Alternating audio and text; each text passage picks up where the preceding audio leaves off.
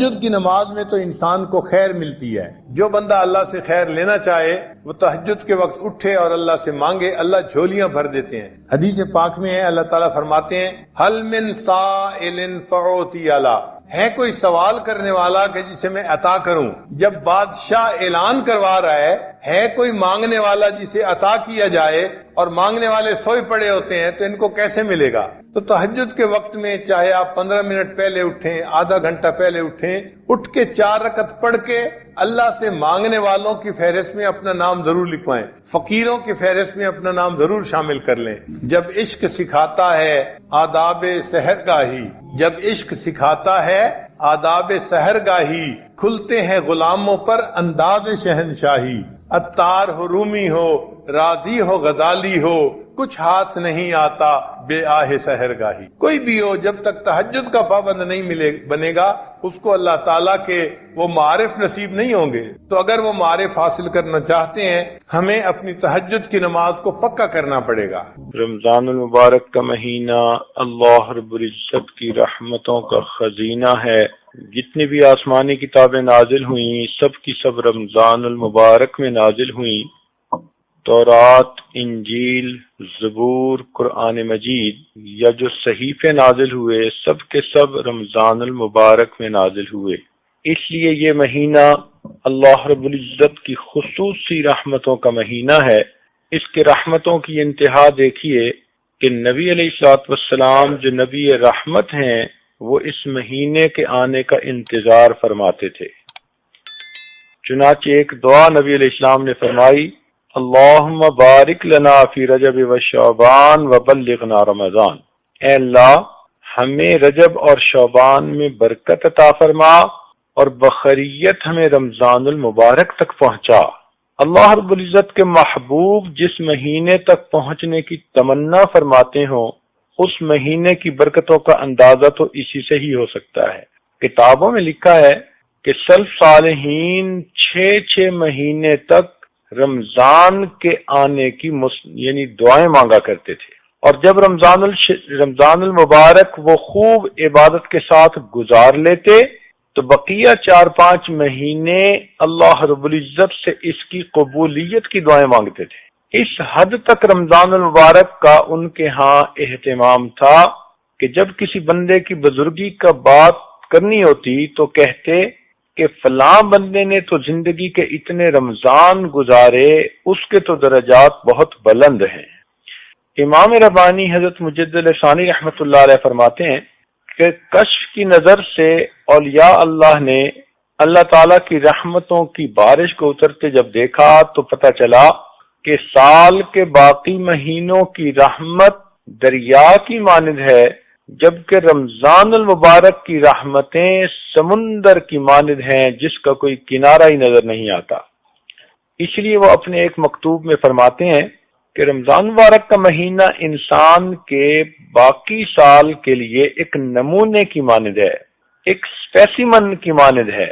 جس بندے نے رمضان المبارک جس طرح سے گزارا، اللہ تعالیٰ اس کو بقیہ سال اس طرح گزارنے کی توفیق عطا فرما دیتے ہیں.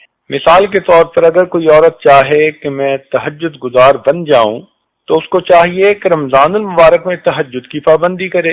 جو چاہے کہ میں اپنی آنکھوں کی حفاظت کروں، اس کو چاہیے کہ رمضان المبارک میں اپنی آنکھوں کی حفاظت کرے. جو چاہے کہ میں اپنی زبان کی حفاظت کر لوں، رمضان المبارک میں زبان کی حفاظت کر لے. جو عمل رمضان المبارک میں استقامت کے ساتھ وہ کرے گی، اللہ رب العزت اپنی رحمت، اپنی قدرت، مشیت سے بقیہ سال اس عمل کو کرنے کی توفیق عطا فرما دیں گے. حضرت علی رضی اللہ تعالیٰ نے فرمایا کرتے تھے کہ اگر اللہ رب العزت نے نبی علیہ الصلوۃ والسلام کی امت کو عذاب دینا ہوتا تو نہ رمضان عطا فرماتے نہ سورہ اخلاص عطا فرماتے. یہ 2 ایسی نعمتیں ہیں، ایک رمضان المبارک اور ایک قرآن مجید میں قل هو اللہ احد والی صورت. وہ فرماتے تھے کہ ان 2 چیزوں کو دینے کے بعد یوں معلوم ہوتا ہے کہ اللہ رب العزت نبی علیہ السلام کی امت کو عذاب دینے کا ارادہ نہیں رکھتے. نبی علیہ الصلوۃ والسلام نے ایک مرتبہ شعبان کے آخری دن میں صحابہ کرام کو خطبہ دیا اور ان کو بتایا کہ تمہارے اوپر ایک رحمت کا مہینہ آ رہا ہے جس کے روزے کو اللہ تعالیٰ نے فرض فرمایا اور رات کی عبادت کو اللہ تعالیٰ نے اپنے قرب کا ذریعہ بنایا۔ نبی اسلام نے فرمایا کہ یہ شہر المواسات ہے، غمخاری کا مہینہ، ہمدردی کا مہینہ، یعنی انسان روزہ رکھتا ہے، بھوکا پیاسا رہتا ہے تو نعمتوں کی قدر آتی ہے، دل میں احساس ہوتا ہے کہ جو لوگ عام سال کے دوران بھوکے پیاسے رہتے ہیں ان پر کیا گزرتی ہے، جن کے بچے بھوکے پیاسے رہتے ہیں اس ماں باپ پہ کیا گزرتی ہے، تو انسان کے دل میں دوسروں کا احساس پیدا ہوتا ہے تو وہ دوسروں کے ساتھ ہمدردی کرتا ہے، اور یہی انسانیت ہے۔ چنانچہ حدیث پاک کا مفہوم ہے کہ قیامت کے دن اللہ تعالیٰ ایک بندے سے فرمائیں گے، اے میرے بندے، میں بھوکا تھا تو نے مجھے کھانا نہیں کھلایا، میں پیاسا تھا تو نے مجھے پانی نہیں پلایا، میں بیمار تھا اور تو نے میری بیمار پرسی ہی نہیں کی۔ تو وہ بندہ بڑا حیران ہو کر پوچھے گا کہ اے پروردگار، آپ ان تمام چیزوں سے بلند و بالا ہیں، منزہ اور مبرہ ہیں، یہ کیسے ہو سکتا ہے کہ آپ کائنات کے خزانوں کے مالک ہوں اور آپ بھوکے پیاسے ہوں؟ اللہ تعالیٰ جواب میں فرمائیں گے کہ اے میرے بندے، فلاں موقع پر تیرا ایک ہمسایہ بھوکا تھا، پیاسا تھا، اگر تو اسے کھلا پلا دیتا تو ایسے ہی ہوتا جیسے تو نے مجھے کھلایا پلایا ہوتا، اگر تو اس بیمار کی بیمار پرسی کرتا تو ایسے ہی ہوتا جیسے تو نے میری بیمار پرسی کی ہے۔ اس وقت انسان کی آنکھ کھل جائے گی کہ اللہ رب العزت کے ہاں ایک دوسرے کے ساتھ الفت و محبت کی زندگی گزارنے کا کیا مقام ہے۔ تو یہ مہینہ غمخاری کا مہینہ ہے۔ اب ذرا سوچئے کہ جس مہینے کا نام ہی غمخاری کا مہینہ، اگر اس مہینے میں کوئی اللہ کی نیک بندی اللہ تعالیٰ کے سامنے اپنے غم کرے، اپنی پریشانیاں بیان کرے، اپنے دکھڑے سنائے، اپنی مشکلات کی تفصیل بتائے تنہائیوں میں بیٹھ کر دعا میں، تو پروردگار عالم اس کی غمخاری کیوں نہیں فرمائیں گے؟ جس مہینے کا نام ہی غمخاری کا مہینہ، تو معلوم ہوا کہ ہم غم زدوں کے لیے خوشی کی بات ہے ہم اپنے غم تہجد کے بعد اور تنہائیوں میں اپنے پروردگار کے سامنے دامن پھیلا کر بیان کریں۔ وہ پروردگار جس نے بندوں کو غمخاری کا حکم دیا، وہ پروردگار خود بھی اپنے بندوں کی غمخاری فرمائے گا۔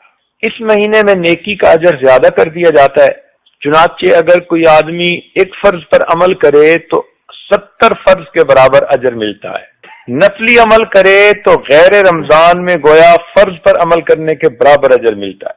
حدیث پاک میں ہے کہ اللہ تعالیٰ جبریل علیہ السلام کو بھیجتے ہیں، فرماتے ہیں کہ جاؤ اور سرکش شیاطین کو قید کر دو تاکہ وہ میرے محبوب کی امت کے روزہ داروں کے روزوں کو خراب نہ کر سکیں۔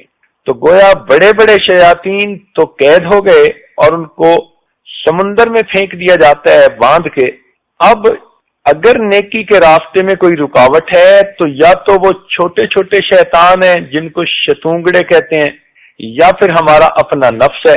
اس لیے رمضان مبارک میں عام طور پر تو نیکی میں انسان کو آسانی ہوتی ہے، اور اگر کسی کو رکاوٹ پیش آئے تو وہ سمجھ لے کہ میرا اپنا نفس اتنا خراب ہو چکا کہ اب شیطان کے بہکانے کی ضرورت ہی نہیں، میرا نفس ہی مجھے سست کر دیتا ہے، نیکی سے محروم کر دیتا ہے۔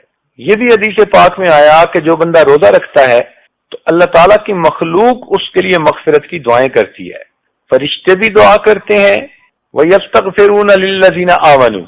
قرآن مجید میں ہے کہ فرشتے بھی ایمان والوں کے لیے استغفار کرتے ہیں، اور ہوا میں پرندے، پانی میں مچھلیاں اور بلوں کے اندر چیونٹیاں روزہ داروں کی مغفرت کی دعائیں کرتی ہیں۔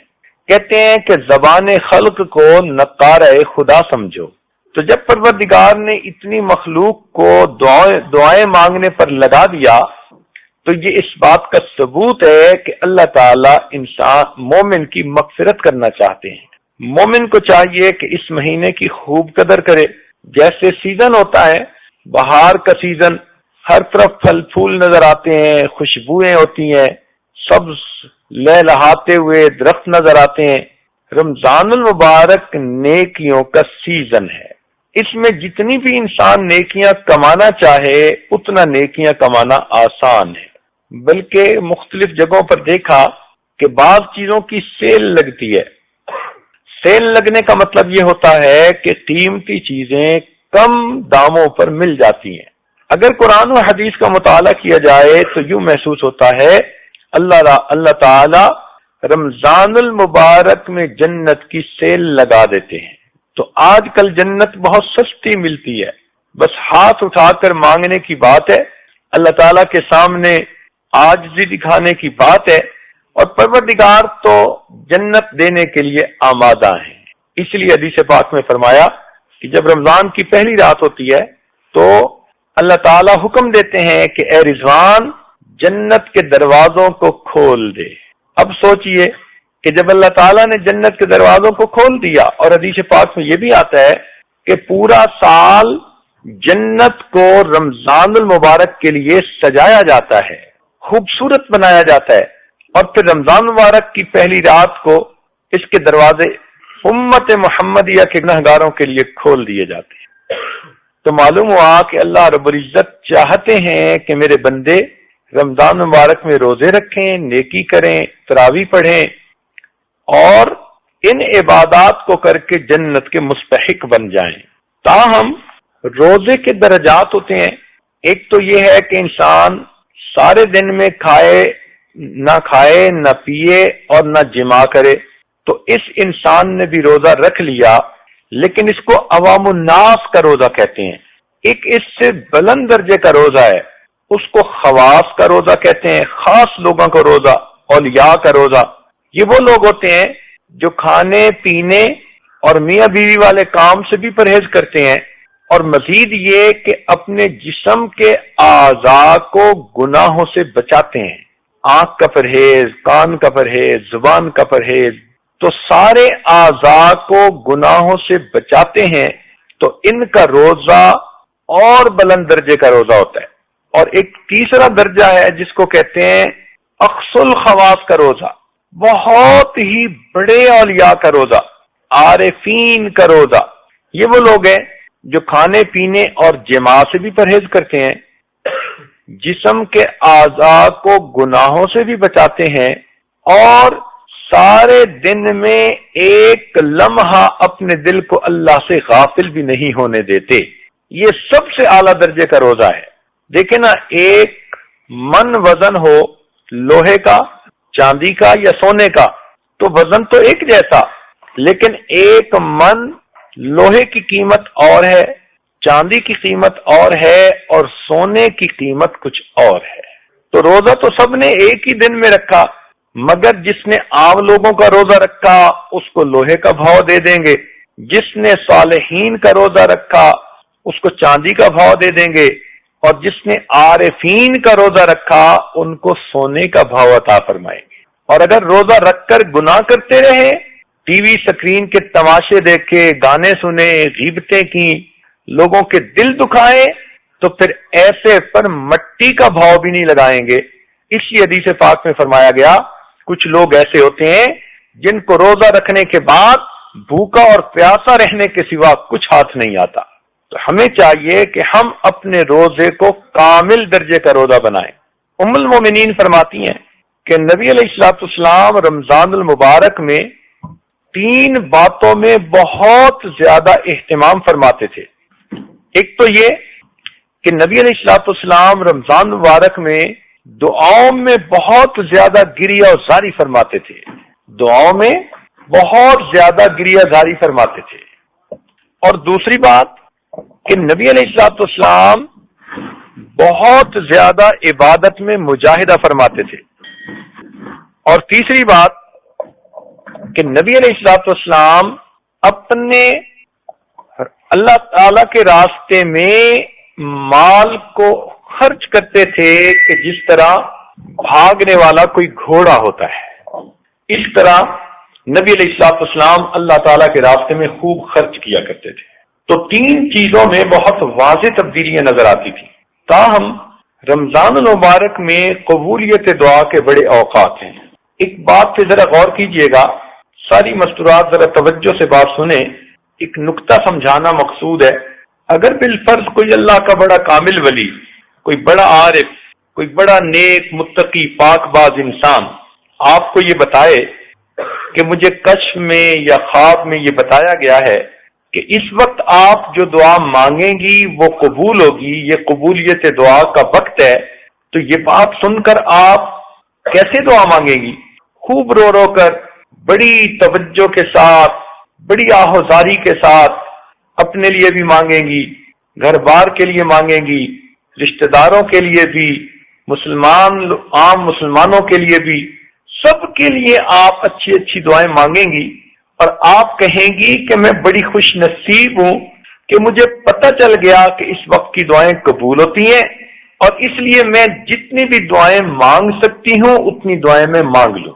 اگر ولی کے کہنے پر آپ کی یہ کیفیت ہے تو ولیوں کے سردار، فرشتوں کے سردار، انبیاء اور رسولوں کے سردار حضرت محمد مصطفیٰ احمد مجتبی صلی اللہ علیہ وسلم نے ارشاد فرمایا کہ روزہ دار آدمی افطار کے وقت میں جو دعا کرتا ہے اللہ تعالیٰ اس کی دعاؤں کو قبول فرماتا ہے۔ تو اب ہمیں افطار کے وقت کتنے اہتمام سے دعا مانگنی چاہیے؟ ہماری زبانیں جھوٹی سہی، ہماری زبانیں کالی سہی، مگر محبوب نے سچی زبان سے فرما دیا، اللہ رب العزت ان کی اس سچی زبان کی لاج رکھتے ہوئے ہم گناہگاروں کی جھوٹی زبانوں سے نکلی دعاؤں کو بھی قبول فرما لیں گے۔ اگر کسی آدمی کا بیٹا کوئی کمٹمنٹ کر دے نا تو باپ اس کی لاج رکھ لیتا ہے، تو کیا خیال ہے کہ اگر نبی علیہ الصلوۃ والسلام نے فرما دیا تو اللہ رب العزت اپنے محبوب کی لاج نہیں رکھیں گے؟ ایک اور نقطہ سمجھ لیجئے کہ شریعت نے حکم دیا کہ اگر کوئی مزدور کسی کے گھر میں مزدوری کرے اور وقت ختم ہو تو اس بندے کو چاہیے کہ وہ اس کا پسینہ خشک ہونے سے پہلے اس کو مزدوری دے دے۔ اب جب شریعت ہم کمزوروں کو یہ حکم دیتی ہے کہ ہم مزدور کا پسینہ خشک ہونے سے پہلے اس کو مزدوری دے دیں، تو کیا خیال ہے کہ جس بندے نے اللہ رب العزت کے لیے سارا دن مزدوری کی، روزہ رکھا، بھوکا رہا، پیاسا رہا، تکلیف اٹھائی، اب جب اس کی افطاری کا وقت ہوگا تو کیا اللہ تعالیٰ اس کو فوراً مزدوری نہیں عطا فرمائیں گے؟ فرق اتنا ہے کہ جس مزدور کو ہم گھر میں لاتے ہیں کام کرنے کے لیے، ہم اس کے ساتھ مزدوری طے کر لیتے ہیں کہ بھئی اتنا تمہیں دیں گے، تم ہمارا یہ کام کر دو، تو کام کرنے کے بعد ہم اس کو پیمنٹ کر دیتے ہیں۔ لیکن جو بڑے ہوتے ہیں وہ طے نہیں کرتے، وہ کہتے ہیں جتنا کہو گے دے دیں گے۔ اسی لیے اللہ رب العزت نے بھی یہی معاملہ فرمایا کہ اے میرے پیارے محبوب کی امت کے روزے دارو، تم میرے لیے روزہ رکھو، اور جب افطاری کا وقت ہوگا تو میں تمہیں منہ مانگا انعام دوں گا، جو تم مانگو گے میں پروردگار تمہارے مانگنے کے مطابق تمہیں عطا کروں گا۔ مانگنا تمہارا کام ہے اور تمہارے دامن کو بھر دینا یہ میرا کام ہے۔ اس لیے فرمایا کہ روزہ دار کی دعائیں قبول ہوتی ہیں۔ حدیث پاک میں یہ فرمایا، اس کا کیا مطلب کہ اللہ تعالی روزے دار کو افطاری کے وقت میں منہ مانگا انعام عطا فرماتے ہیں۔ اچھا، اگر کوئی بندہ اس وقت انعام مانگے ہی نہ تو اس کو کیا ملے گا؟ اور ہماری عورتوں کا، بہت ساریوں کا یہی حال کہ افطاری کی چیزیں بنانے میں اور دسترخوان سجانے میں ایسی مشغول ہو جاتی ہیں کہ ان کو بتانا پڑتا ہے کہ جی روزے کی افطاری کا وقت ہو چکا، اب تم بھی افطار کر لو۔ اس کا مطلب ہے کہ یہ وہ مزدور ہے جس نے مزدوری تو کی، مگر جب دینے والے نے کہا کہ کتنا چاہیے تو اس کو مانگنا ہی یاد نہیں تھا۔ اس سے بڑی غفلت اور کیا ہو سکتی ہے؟ عورتوں کو چاہیے کہ اپنے خامدوں کو یہ بات سمجھائیں کہ افطاری کی ہر چیز آدھا گھنٹہ وقت سے پہلے تیار ہو کر دسترخوان پہ پہنچ جائے گی، اور آخری آدھا گھنٹہ بجائے اس کے کہ ہم کچن میں چولہے پہ کھڑی ہوں اور کبھی ایک چیز تلی جا رہی ہے، کبھی دوسری چیز پک رہی ہے، اس میں لگنے کی بجائے یہ آدھا گھنٹہ، یہ 20 منٹ، یہ 15 منٹ مصلی پر بیٹھ کر اللہ رب العزت سے دعائیں مانگیں۔ عورتیں اپنے گھر کے سب بچوں کو اپنے پاس بٹھا لیا کریں اور معصوم بچوں کو کہیں کہ وہ بھی ہاتھ اٹھائیں اور دعا مانگیں۔ اگر بڑوں نے گناہ کیے تو چھوٹے تو معصوم ہیں، کیا پتا ان کے معصوم ہاتھوں کے اٹھنے پر ہی اللہ کو رحم آ جائے اور اللہ تعالیٰ آپ کی دعاؤں کو قبول فرما لے۔ تو اس لیے عورتوں کو چاہیے کہ افطاری کے اس وقت کی قدر کریں، اور اگر کسی گھر میں ایک ہی عورت ہے اور اس کے لیے کھانا پکانا بنانا بھی ضروری ہے، تو دعا تو دل سے مانگی جاتی ہے، ہاتھ سے تو نہیں مانگی جاتی۔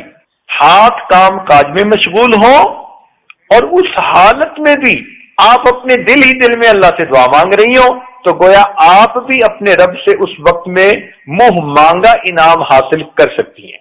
اچھا، آپ سے اگر کوئی پوچھے کہ آپ کی کوئی پریشانی ہو تو اس کو ختم کر دیتے ہیں، تو آپ سب سے پہلے بتائیں گی جی میری یہ بھی پریشانی، یہ بھی پریشانی، یہ بھی پریشانی، ایک فہرست گنوا دیں گی پریشانیوں کی، اور پھر کہیں گی کہ اگر یہ سب پریشانیاں ختم ہو جائیں تو بس مجھے سکھ کا سانس نصیب ہو جائے۔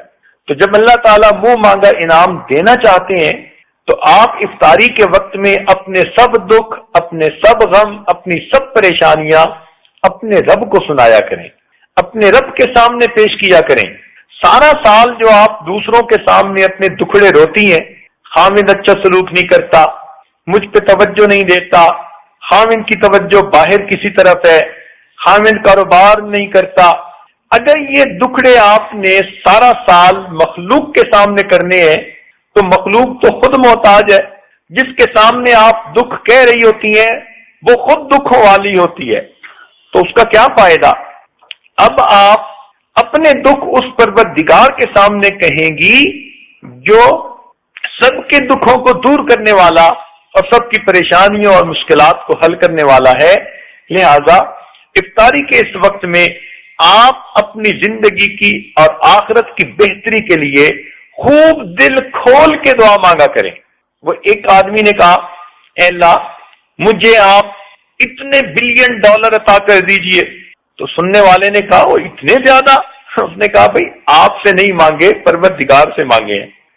تو یہ دعا جو آپ مانگیں گی یہ کسی بندے سے نہیں مانگ رہی، یہ بندوں کے پروردگار سے مانگ رہی ہیں، جس ذات نے کہا کہ میرے ہاتھ میں زمین اور آسمان کے خزانے ہیں۔ اب جب اس سے مانگیں گی تو آپ محسوس کریں گی کہ مانگنے والے کا دامن چھوٹا ہے اور پروردگار کا دینا اس سے بھی زیادہ ہے۔ ٹوٹے رشتے وہ جوڑ دیتا ہے، بات رب پہ جو چھوڑ دیتا ہے، اس کے جود و کرم کا کیا کہنا، لاکھ مانگو کروڑ دیتا ہے۔ وہ پروردگار تو ہمارے مانگنے سے زیادہ بڑھ کر ہمیں عطا فرماتا ہے۔ نبی علیہ السلام نے ارشاد فرمایا للصائم فرحتان، کہ روزہ دار کے لیے دو خوشیاں ہوتی ہیں، فرحت عند الافطار، ایک تو جب روزے کی افطاری کا وقت ہوتا ہے اس وقت اس کو خوشی ملتی ہے، ایک خوشی تو یہ کہ روزے کی عبادت مکمل ہوئی، اور دوسری خوشی یہ کہ اس وقت کی دعائیں قبول ہوتی ہیں۔ اور ایک فرمایا فرحت عند لقاء الرحمن، کہ جب قیامت کے دن روزے دار آدمی اللہ رب العزت سے ملے گا تو اس وقت بھی اس کو خوشی نصیب ہوگی۔ کیوں خوشی ہوگی؟ اللہ رب العزت اس کا استقبال فرمائیں گے۔ چنانچہ حدیث پاک میں ہے کہ کچھ لوگ ایسے ہوں گے قیامت کے دن اللہ تعالیٰ کے سامنے کھڑے ہوں گے، یہ اللہ تعالیٰ کو دیکھ کر مسکرائیں گے اور پروردگار ان کو دیکھ کر مسکرائیں گے اور ان کا استقبال فرمائیں گے۔ اچھا ذرا غور کریں، اگر رشتہ داروں میں کوئی ایسا گھر ہے کہ وہ عورتیں آپ کے ساتھ اچھا سلوک نہیں کرتی، اب حامد آپ کو کہے کہ چلو اس گھر چلنا ہے تو آپ انکار کریں گی، آپ کہیں گی مجھے تو وہاں نہیں جانا، آپ نہ بولیں گی، کہیں گی کہ وہ تو عورتیں مجھ سے کلام کر کے راضی نہیں، وہ تو مجھ سے بات کر کے راضی نہیں، وہ تو مجھے ذرا سلوک نہیں دیتی، میرے لیے تو وہاں 5 منٹ گزارنے مصیبت ہے، میں تو اس گھر میں جانا ہی نہیں چاہتی۔ تو جس گھر کی عورتیں آپ کا استقبال نہیں کرتی، آپ سے اچھا سلوک نہیں کرتی، آپ وہاں جانا ہی پسند نہیں کرتی۔ اور اگر کہیں آپ کا بہت قرب کا تعلق ہے، محبت کا تعلق ہے، خامد جانا نہیں چاہتا، آپ مجبور کر کے لے جائیں گی کہ جی فلاں گھر والوں نے دعوت دی ہے تو مجھے تو وہاں ضرور ہی جانا ہے، انہوں نے بلایا ہے۔ تو جو آپ سے محبت کا سلوک کرتی ہیں آپ ضد کر کے وہاں پہنچتی ہیں، اور جو نہیں کرتی کہنے کے باوجود آپ وہاں نہیں جاتی۔ تو اگر دنیا میں یہ معاملہ ہے تو سوچئے کہ قیامت کے دن 2 حال میں انسان اللہ تعالیٰ کے سامنے پیش ہوگا، ایک تو نیکوکار بن کر جو اللہ رب العزت کا دیدار کرے گا اور پروردگار خوشی سے اس کا استقبال کریں گے، اور دوسرا ایک گناہگار کی شکل میں. اور گناہگار کیسے قیامت کے دن پیش ہوگا؟ قرآن مجید میں فرما دیا وَلَوْ تَرَىٰ إِذِ الْمُجْرِمُونَ نَاكِسُو رُءُوسِهِمْ عِندَ رَبِّهِمْ، کہ اگر تم دیکھ سکتے کہ کافر قیامت کے دن کس حال میں اللہ کے سامنے پیش ہوں گے، ان کے سر جھکے ہوں گے اور وہ رب کے سامنے اپنی نگاہیں اٹھا بھی نہیں سکیں گے. اب ہم سوچیں کہ ہم ان دونوں میں سے کس حالت میں اللہ تعالیٰ کے سامنے پیش ہونا چاہتے ہیں، تو دل سے جواب آئے گا کہ نہیں، ہم تو اللہ تعالیٰ سے اس کے محبوب بندے، مقبول بندے، اس کے دوست بن کر پیش ہونا چاہتے ہیں. تو پھر اس کا آسان طریقہ کہ ہم اپنے روزے کو صحیح انداز آداب سے رکھیں اور افطاری کے وقت میں دعا مانگیں کہ اللہ ہمیں یہاں پر مغفرت عطا کر کے خوشی عطا فرما، اور جب آپ کے پاس قیامت کے دن حاضری ہو تو اللہ وہاں بھی مسکرا کر ہمیں اپنی تجلی نصیب فرما. چنانچہ کتنے لوگ ہوں گے جو قیامت کے دن اللہ تعالیٰ کا دیدار کریں گے. وجوہ یومئذ ناظرہ الی ربہا ناظرہ، کیسے خوش نصیب لوگ ہوں گے، ان کو اللہ تعالیٰ کا دیدار نصیب ہوگا قیامت کے دن. اس لیے حدیث پاک میں آتا ہے کہ جنت کے دروازوں میں سے ایک دروازہ ہے جس کا نام باب الریان ہے. یہ اسپیشل دروازہ ہے جس سے وہ لوگ داخل ہوں گے جو دنیا میں آداب اہتمام کے ساتھ اپنے روزوں کو مکمل کیا کرتے تھے. اس کی مثال یوں سمجھ لیں کہ جیسے آپ کسی ملک میں اتریں تو وہاں پر کسٹم والے، وہاں پر امیگریشن والے ہوتے ہیں، انہوں نے لائنیں بنائی ہوئی ہوتی ہیں. تو بیرون ملک کے لوگوں کے لیے علیحدہ لائنیں، اور جو ملکی لوگ ہوتے ہیں، مواطن ہوتے ہیں، ان کے لیے علیحدہ لائن. تو مواطن لوگ بہت جلدی نکلتے چلے جاتے ہیں، نہ ان کو کاغذ بھرنے پڑتے ہیں، نہ کچھ اور زیادہ سلسلہ، نہ پوچھ گچھ ہوتی ہے، نہ کوئی ویزے کی چیکنگ. بس پاسپورٹ وہ دکھاتے ہیں اور ٹھپا لگتا ہے اور وہ سیدھا چلتے چلے جاتے ہیں. تیز لائن ہوتی ہے. اسی طرح اللہ تعالیٰ قیامت کے دن جنت کے 8 دروازوں میں سے ایک دروازہ روزے داروں کے لیے بنائیں گے جنہوں نے اہتمام سے روزے رکھے ہوں گے. پروردگار عالم ادھر سے ان کو فاسٹ ٹریک کے اوپر تیزی سے جنت کے اندر لے جائیں گے. تو 2 وقت بہت خاص ہیں، ایک افطاری کا وقت اور ایک دوسرا وقت ہے جس کو سحری کا وقت کہتے ہیں.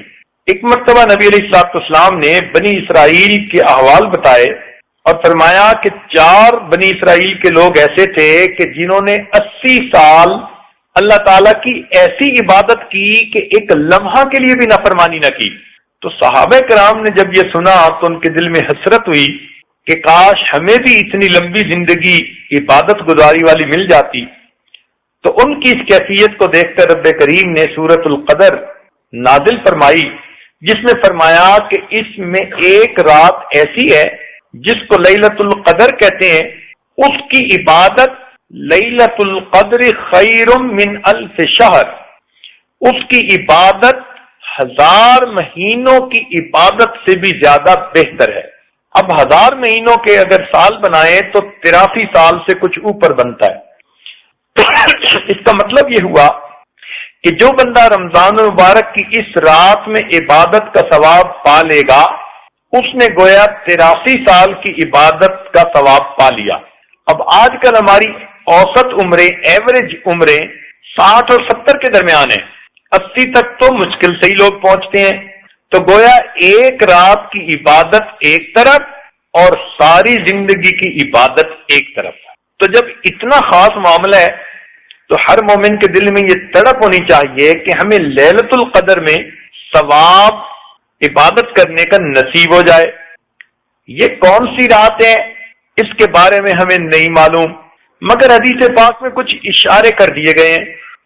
ایک تو یہ فرمایا گیا کہ یہ سال کی کوئی رات ہو سکتی ہے، دوسرا فرمایا کہ یہ رمضان المبارک کی رات ہوتی ہے، تیسری جگہ فرمایا کہ رمضان مبارک کے آخری 10 دنوں میں سے کوئی رات ہوتی ہے، اور ایک حدیث پاک میں فرمایا گیا کہ آخری 10 دنوں میں سے جو طاق عدد ہیں وہ رات ہوتی ہے، یعنی 21، 23، 25، 27، 29 ان میں سے کوئی رات ہوتی ہے. زیادہ روایتیں اسی کی ہیں. اب اس عشرہ میں لیلۃ القدر کو تلاش کرنے کے لیے اعتکاف بیٹھتے ہیں، اس لیے معتکف ہر رات میں قیام اللیل کریں تاکہ ان کو لیلۃ القدر میں قیام کا ثواب نصیب ہو جائے۔ اب یہ رات کون سی ہے اس بارے میں ہم کچھ نہیں کہہ سکتے، تاہم بزرگوں نے کہا کہ اللہ رب العزت کو 7 کا عدد پسند ہے، آسمان بھی 7 ہیں، زمینیں بھی 7 ہیں، انسان کے اعضاء جن سے وہ اللہ کے سامنے سجدہ ریز ہوتا ہے وہ بھی 7 ہیں، اور 7 طرح کا جسمانی رزق دیا۔ فَأَنبَتْنَا فِيهَا حَبًّا وَعِنَبًا وَقَضْبًا وَزَيْتُونًا وَنَخْلًا وَحَدَائِقَ غُلْبًا۔ تو اس آیت میں 7 قسم کا جسمانی رزق عطا کر دیا گیا۔ تو اس سے مفسرین نے کہا کہ اللہ رب العزت نے انسان کو روحانی رزق کی رات بھی وہی ہوگی جو 7 والی ہوگی، لہذا 27 کی رات زیادہ غالب ہے کہ وہ لیلۃ القدر کی رات ہو۔ بعض مفسرین نے اس میں ایک نقطہ اور دے دیا، وہ فرماتے ہیں کہ دیکھو لیلۃ القدر کا جو لفظ ہے نا، اس میں 9 حروف ہیں، اور اللہ تعالیٰ نے اس کو 3 دفعہ اس صورت میں فرمایا، انا انزلناہ فی لیلۃ القدر وما ادراک ما لیلۃ القدر لیلۃ القدر خیر من الف شہر۔ تو 9 حروف ہیں اور 3 مرتبہ لفظ استعمال ہوا، تو معلوم ہوتا ہے کہ 27 کی رات وہ لیلۃ القدر کی رات ہوتی ہے۔